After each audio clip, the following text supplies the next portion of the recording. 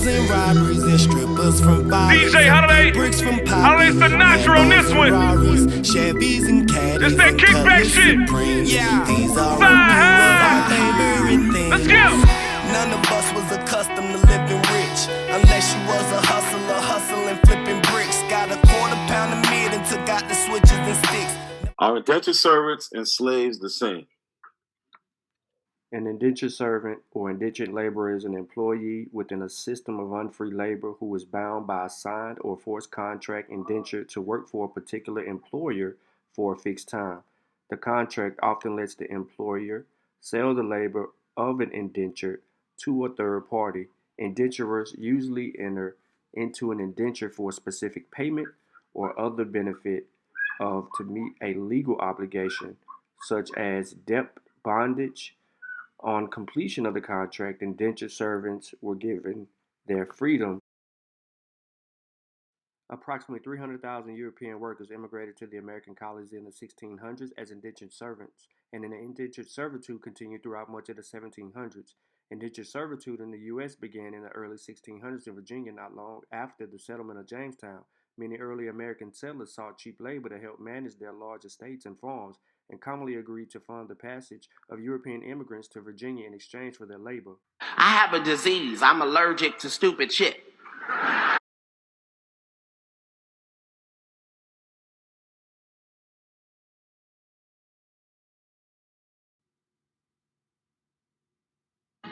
Have a look at this record of Indian immigrants. These are the names of Indians who signed an indenture contract and boarded a ship from Calcutta on December 2nd, 1903. What the hell are you talking about?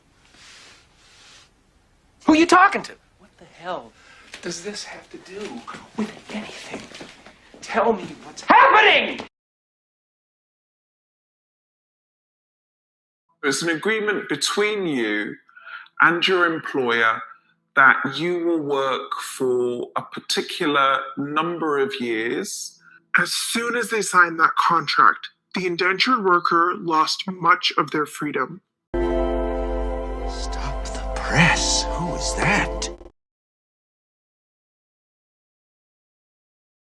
They were treated like human cargo, shipped around the world and bound to their employer for the time period of their contract. They were bought, sold, overworked, and abused in ways far too similar to slavery.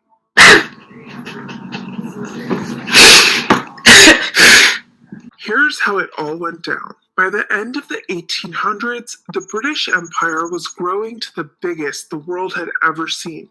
And the natural resources of the colonies, like sugar and cotton, earned the colonizers a lot of money. But labor costs the world had ever seen. And I just want to pause that for a moment, because the British Empire is in red, folks. All right, so get a good look at America and South America so you know the British Empire and these foolish laws that he thinks someone is living by had no bearing on the American Indian, allegedly. Well, I know some people don't like you to talk about those things. I know that. Some people don't like you to mention certain things. Some people don't want you to say this. Some people don't want you to say that. Some people think if you mention some things, they might happen. Some people are really fucking stupid. Did you ever notice that? How many really stupid people you run into during the day? God damn, there's a lot of stupid bastards walking around. And the natural resources of the colonies, like sugar and cotton, earned the colonizers a lot of money. But labor costs started eating into Britain's massive profits after slavery was abolished. And that's when the British brought in indentured Indians. There were more than 3 million people like Maria's great-grandfather taken from their homes and placed on ships heading to British colonies. The overall trade for these cheap laborers replaced nearly a quarter of the Atlantic slave trade.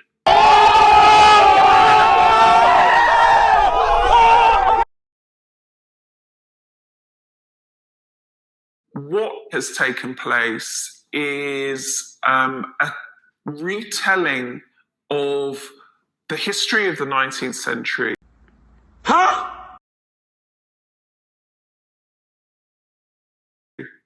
that focuses on the abolition of the slave trade.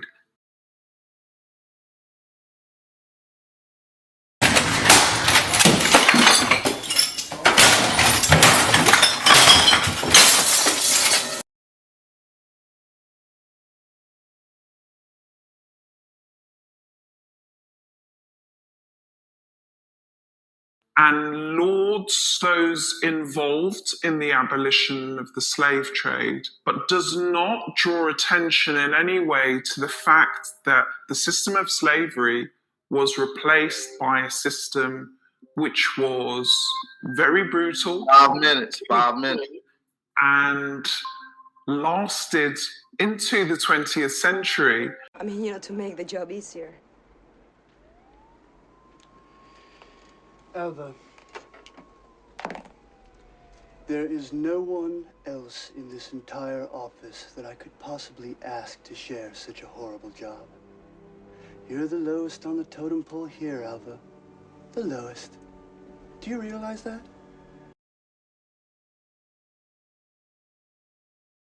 The vast majority of indentured workers were from India.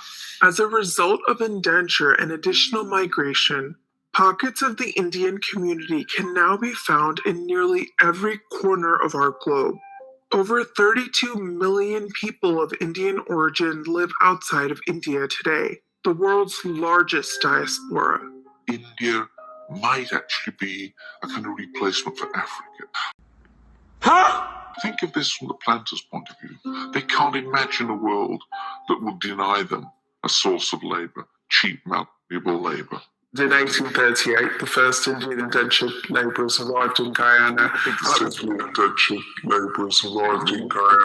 million people of Indian origin live outside of India today. 32 million people of Indian origin live outside of India today. The world's largest diaspora. I have a disease. I'm allergic to stupid shit.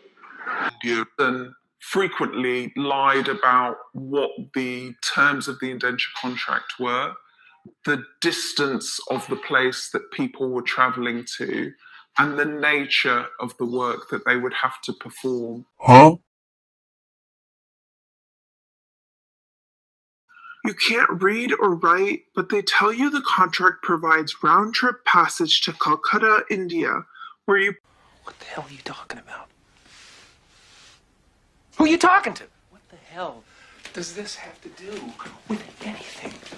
Tell me what's happening! Wait a minute. Not a coincidence. Think these people honoring contracts with some illiterate motherfuckers? Wait, this is different?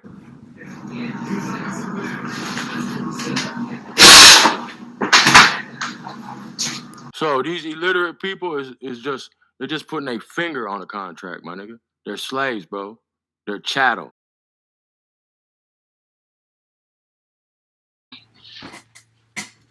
But you know us over here, we laughed at that.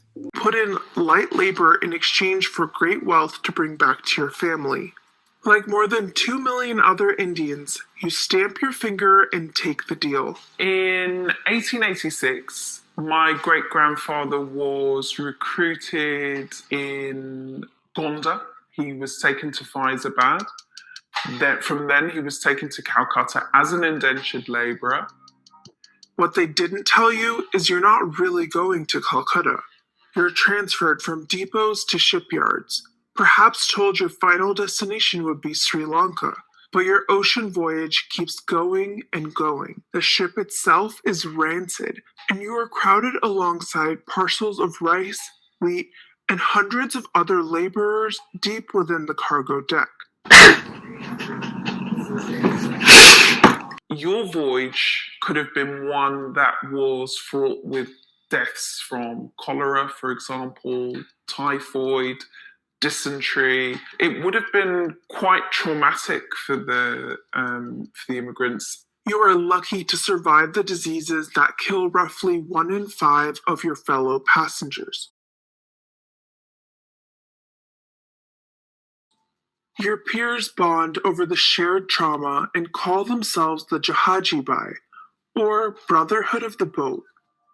3 months later, you arrive in an unfamiliar land, and someone tells you it is known as British Guyana, a British colony thousands of miles away from home.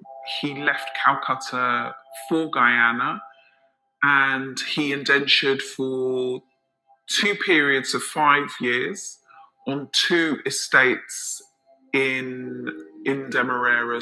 This arrival story is way too familiar for the tens of millions of descendants of Indian indenture. Hundreds of thousands of people were taken from China, Japan, and Polynesia as well, forming an extracted community known as coolies.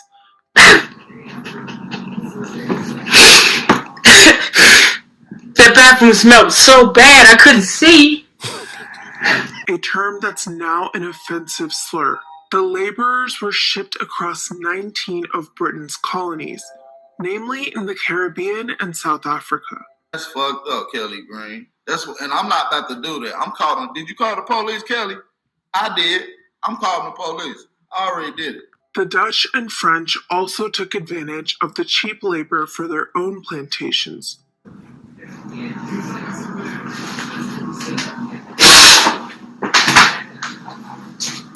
Indentured labor was used to cultivate sugar, cotton, and tea, as well as endless train tracks.